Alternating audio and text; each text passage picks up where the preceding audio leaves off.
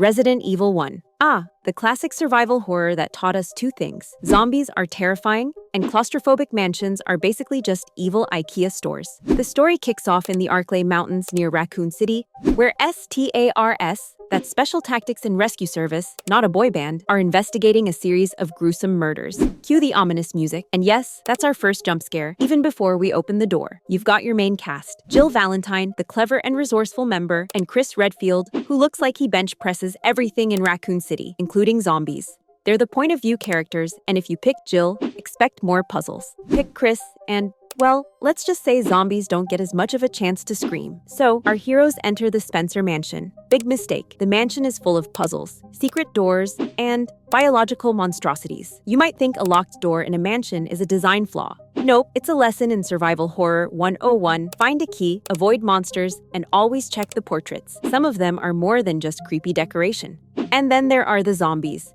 Classic slow moaning monsters who make you question your decision to leave the city alive. Oh, and don't forget the lickers. They're basically spiders with taste for human flesh, no eyes, and a tongue that's basically a built-in Swiss Army knife. Fun for parties. As Jill and Chris uncover more of the mansion's horrors, they discover Umbrella Corporation is behind it all. Surprise! The pharmaceutical company is actually running illegal bioweapon experiments. Honestly, if your company logo is on tanks of green glowing monsters, maybe it's time to rethink HR policies. One of the most memorable aspects of Resident Evil 1 is the puzzles. From emblem keys to mysterious symbols, the mansion is basically a giant brain teaser. And inventory management? Oh, you better be strategic. Carrying too much ammo means you won't have room for healing items, unless you enjoy respawning in the infirmary as a snack. Just when you think you're safe, here comes the tyrant. Big, muscular, unstoppable. Your only options? Run or shoot until your fingers fall off. The tyrant is Resident Evil's way of saying, you thought this was just a puzzle game? Think again, buddy. In the end, our heroes escape the burning mansion, surviving both Umbrella's experiments and their own questionable life choices. Resident Evil 1 isn't just about zombies, it's about tension, exploration, and the lingering thought, maybe don't trust megacorporations with secret labs in the woods. Also, check portraits for hidden keys. Always. And that's Resident Evil 1 in a nutshell. Zombies? Check. Creepy mansion? Check. Corporate evil? Check. Bad decisions? Absolutely. But hey, at least you're not the one stuck fighting a giant mutant with a bad attitude and a worse tongue. Resident Evil 2, Raccoon City, the town where your nightmares get a permanent residence. Once a bustling Midwestern city, it's now a perfect example of what happens when a pharmaceutical company plays God with viruses. Yes, Umbrella Corporation's T-virus outbreak doesn't just make zombies, it makes your commute dangerous. Enter our protagonists. Rookie cop Leon S. Kennedy, first day on the job, probably wishing he'd called in sick. And Claire Redfield, biker jacket enthusiast, whose brother apparently has a habit of attracting bioweapon catastrophes. Together, they navigate a city that makes rush hour traffic look like a spa day. Fun fact, both characters were designed to be relatable. You know, ordinary people in extraordinarily horrifying situations. But ordinary is relative when zombies are on speed dial. The outbreak starts subtly until it's not. Umbrella's T-virus mutates humans into flesh-hungry zombies faster than you can say corporate negligence. The virus doesn't discriminate. Cops, civilians, and even dogs get turned into terrifying versions of their former selves. Yes, zombies dogs are a thing here because Umbrella apparently wanted to ruin your life in every conceivable way. Welcome to the Raccoon Police Department, the safe haven that's anything but safe. The building is a labyrinth of locked doors, puzzles, and of course, zombies, who clearly skipped etiquette class. This place is basically IKEA if IKEA sold death traps and mutant alligators. Every hallway has secrets, files that explain Umbrella's shady experiments, hidden rooms with weapons, and those infamous Leon versus Tyrant moments. Ah yes, the ultimate stalker. Tyrant, aka Mr. X. He doesn't run, he doesn't hide, he just walks menacingly. And somehow, that's scarier than anything sprinting at you like a caffeinated cheetah. His mission? Simple. Eliminate witnesses. His method? Slow, relentless, unforgettable. Imagine a 7-foot psychopath in a trench coat, playing hide-and-seek with your life. That's the RPD's new security system. Then there's Ada Wong, spy extraordinaire, working for, well, let's just say Umbrella's shady cousin. She's got moves, a mysterious agenda, and apparently zero fear of zombies and heels.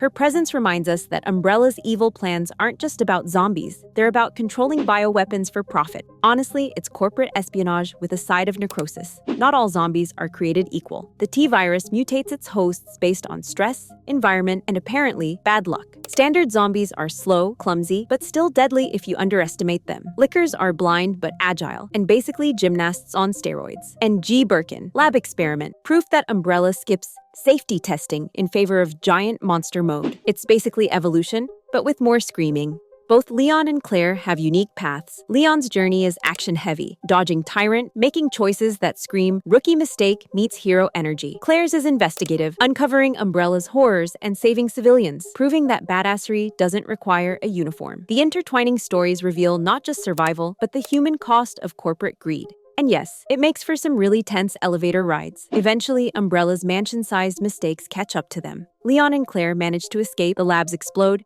and Raccoon City is basically fried. Lesson learned: don't let your pharmaceutical company play God. Or at least don't let them play God in a city with cops and civilians. Resident Evil 3. Alright, so picture this. Raccoon City, a quiet town that's basically Halloween meets disaster movie. But instead of candy, the residents get zombies. And not the slow moaning type. These are fast, nasty, and very bad at social distancing. Our heroine, Jill Valentine, fresh out of STARS HQ, is thrown into this nightmare. She's smart, resourceful, and frankly, way too good at surviving what's basically a biohazard-themed escape room. Jill's mission: escape the city alive, while also not getting stalked by the franchise's ultimate stalker, Nemesis. Ah yes, Nemesis. This guy is basically the Terminator in a trench coat. His entire existence, hunting down STARS members. He doesn't sleep, he doesn't negotiate, and he certainly doesn't care if you're busy looting first aid sprays. Imagine your least favorite ex, but 10 feet tall and immune to pain. Resident Evil 3 really leans into survival horror. Ammo is scarce, healing items are precious, and every zombie encounter is like playing Don't Die,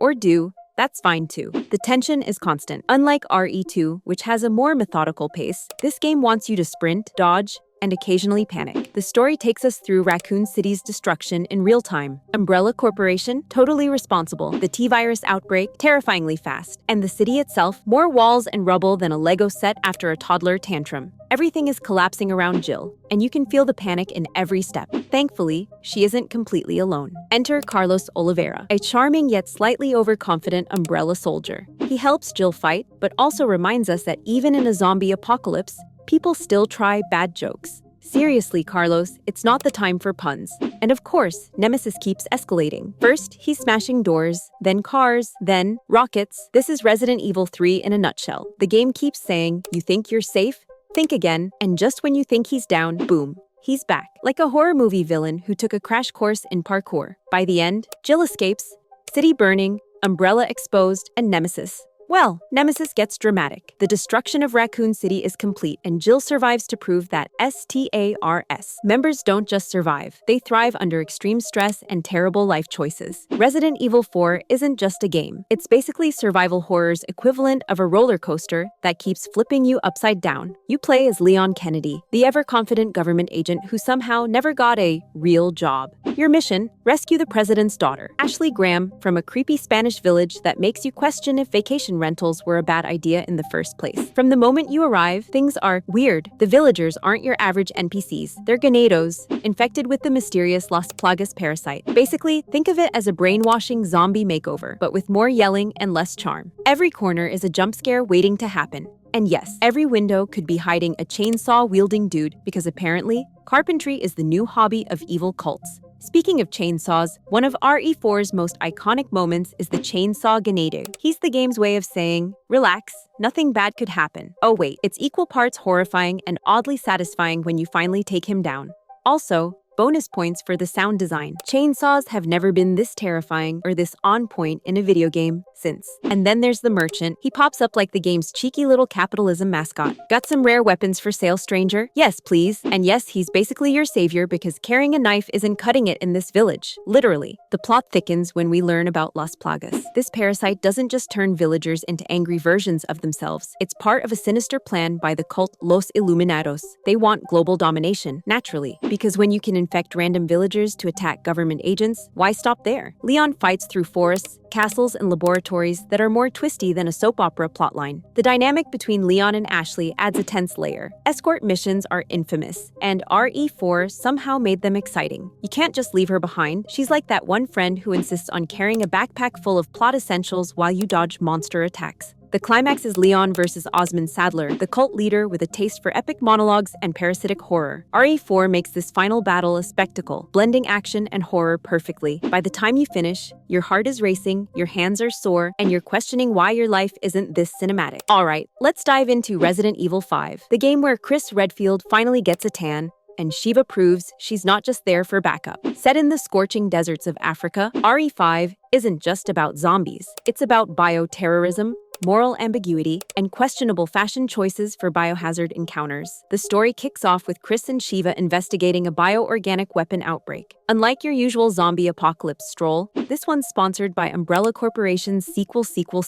You get the point, the company that just refuses to die, even after countless lawsuits and explosions. Here's the twist. The villagers aren't zombies. They're Magini, infected with the Ouroboros virus. Think of it as Umbrella's evil evolution project. The virus is nasty. It hijacks the host's body and basically turns them into angry, dancing marionettes of doom. If you've ever complained about group projects, imagine sharing your body with a virus that wants to fight you constantly. As Chris and Sheva trek deeper, they reunite with Jill Valentine. Or, well, sort of. She's under mind control, because of course she is. Umbrella really knows how to ruin a reunion. This is where RE5 goes from run and gun to plot twist bonanza. Fun fact, Jill's design here sparked some debate among fans. But hey, mind control explains a lot. And then there's Albert Wesker, the guy who's basically the Patrick Bateman of villains. Calm, charming, and casually trying to destroy the world while wearing sunglasses indoors. He injects himself with Ouroboros, gains super strength, and sets up the finale showdown that's part wrestling match, part sci-fi horror spectacle. Now, RE5 isn't just about horror, it's about co-op chaos. Shiva isn't just a sidekick. She's your ticket to not dying every 5 seconds. If you're playing solo, AI Shiva is, let's say, enthusiastic but occasionally confused. Multiplayer, absolute mayhem, and teamwork glory. By the end, we've got explosions, betrayals, and Wesker flying through the air like a CGI superhero. Chris and Shiva survive, Jill is rescued, and Umbrella. Well, Umbrella still somehow exists. Classic. Resident Evil 6 isn't just a game. It's basically 4 games crammed into one, like a buffet where every dish fights for your attention. Released in 2012, Capcom went all in on chaos, global bioterrorism, exploding cities, and Leon Kennedy still rocking that same haircut like it's 2001. Let's start with Leon. He's chasing the C-virus outbreak in Tall Oaks, where every innocent bystander is apparently a zombie or a mutant. The twist? Leon's missions are like a remix of every horror trope. Crowded streets, collapsing buildings, and grotesque monsters that are basically biology's revenge on humans. He's suave, he's stressed, and he probably needs a vacation. But no, the world demands he saves it. Meanwhile, Chris Redfield is doing his tough guy saves everyone routine in China. Here, he's not fighting zombies so much as humanoid monsters called Javo. They regenerate and mutate mid-fight, meaning Chris's job is equal parts soldier and nightmare exterminator. Think of him as a tank in a zombie blender. Then we have Jake Muller, son of the infamous Albert Wesker. He's the reluctant hero, running from a bioterrorist organization while trying not to inherit Dad's whole evil vibe. Partnered with Sherry Birkin, they deal with more moral gray areas than your last family Zoom call. Also, fun fact, Jake's blood literally has the power to cure the virus, making him the ultimate blood donor you didn't ask for. And we can't forget Ada Wong. She's mysterious, she's shady, and yes, she's doing her usual spy thing, sneaking around and stealing secrets while making us all wonder if she's a hero, villain, or just here for the dramatic entrances. So, what ties all these campaigns together? Bioterrorism goes global. Cities fall, governments collapse, and we meet enough new viruses to start a science fair dedicated to how to ruin humanity. The plot jumps around a lot. Seriously, sometimes it feels like the writers played Mad Lib's Apocalypse Edition, but the central theme is survival against impossible odds. And yes, RE6 cranks the action up to 11. It leans more Michael Bay with zombies than classic horror, with over-the-top set pieces that make you wonder if physics even exists in this universe. And welcome to Resident Evil 7, the game that decided we all needed a vacation. In a moldy, terrifying plantation with homicidal hosts, if you thought horror games were getting soft, think again. This isn't about running from zombies, this is about running from a family that makes the Addams family look like neighbors you actually want over for dinner. Ethan Winters, our unassuming protagonist, arrives at this nightmare because his wife, Mia, has been missing for 3 years. 3 years. Ethan must be the most patient husband ever, or really bad at checking Google Maps. Either way, He ends up trapped in this decrepit estate with one goal: find Mia and survive. First up, Jack Baker, the head of the household. Jack's basically a horror movie trope with a chainsaw. He's immortal, terrifying, and extremely persistent, making Ethan's life an ongoing cardio session. Fun fact, Jack is infected with a bioorganic weapon known as Eveline, which essentially turns him into a rage-filled puppet. Imagine if your grandpa suddenly became a living blender.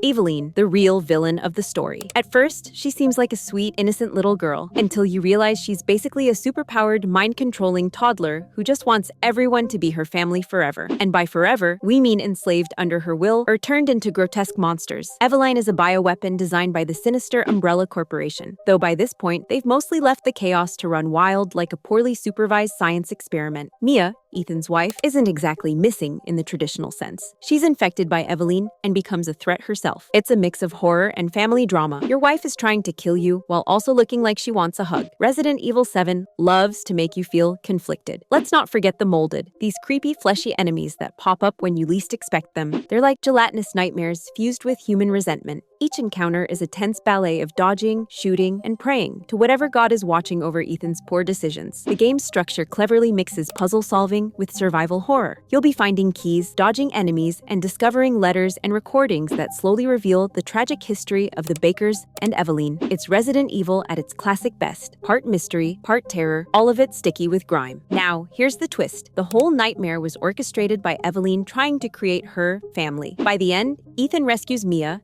and Jack and Marguerite are permanently neutralized. The conclusion is a mix of relief, horror, and mild PTSD. Fun fact, the final boss fight with Eveline isn't just a test of skill, it's a test of your sanity. You can't shoot your problems away, well, mostly. Resident Evil 7 also set the stage for future events. Its story bridges the gap to later RE games, showing Umbrella's continued shady business and introducing a new, more personal kind of horror. Think less global catastrophe. More, your neighbor might be a monster, but you'll have to fight them anyway. Finally, Resident Evil 8 Village, or as I like to call it, the place where your nightmares gotta glow up. So, what the heck is going on here? Let's break it down. Our protagonist, Ethan Winters, is back after the horrors of Resident Evil 7. He's still grieving and traumatized, which is fair because, well, his life has been a horror buffet. This time, his daughter, Rose, has been kidnapped by Mother Miranda, the big boss with a soft spot for village chaos. Yeah, classic villain energy. Mother Miranda is essentially the puppet master of the village. She's obsessed with resurrecting her deceased daughter, Eva, which involves some seriously questionable science. Think Frankenstein meets medieval witch vibes. And yes, she has the power to turn people into grotesque monsters called lichens and other bioorganic nightmares. To manage her little apocalypse, she has 4 lieutenants, also known as the Lords. Lady Dimitrescu, the tall, terrifying vampiress with a taste for hats and human necks. Donna Beneviento, who prefers creepy dolls over humans because why not? Salvatore Moreau, a fishman that proves genetics is a cruel joke. Carl Heisenberg, who has a magnet fetish and a flair for industrial chaos. Each lord is essentially a mini-boss and represents a different part of Mother Miranda's twisted experiment. Fun fact, defeating them isn't just for survival. It's like unwrapping the layers of Miranda's delusional family tree. Ethan fights these lords in order,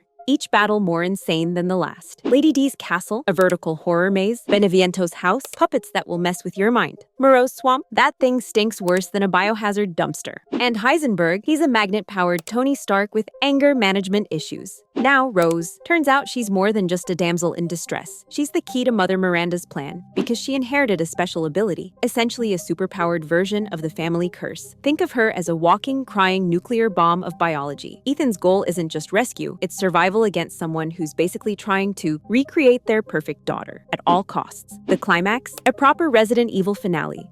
Mother Miranda goes full grotesque boss form. Ethan is barely holding it together, and Rose starts doing Rose things. In the end, it's a messy but satisfying resolution. Ethan survives, Rose's powers are contained, and the village is finally free. Sort of. Resident Evil rarely leaves us with a fully happy ending. So why is Resident Evil 8 so compelling? It's a mix of classic horror, twisted family drama, and over-the-top bosses that feel like they escaped from a gothic fairy tale, with a side of body horror that makes you question your life choices. Plus, the game is basically a scavenger hunt in a village that wants to eat you, which somehow keeps players hooked. At its core, RE8 explores grief, obsession, and the dangers of playing God. Mother Miranda embodies all three, and the villagers are caught in the crossfire of her delusions. It's not just about shooting monsters, it's about understanding the nightmare ecosystem that she created. And let's be real, the game does it with style, suspense, and just enough humor to let you catch your breath before your neck is stretched. And that is every Resident Evil explained in 19 minutes. If you enjoyed the video, please leave a comment down below and let me know what other horror games you would like me to explain. Also consider subscribing for more Resident Evil explained videos and other horror games too.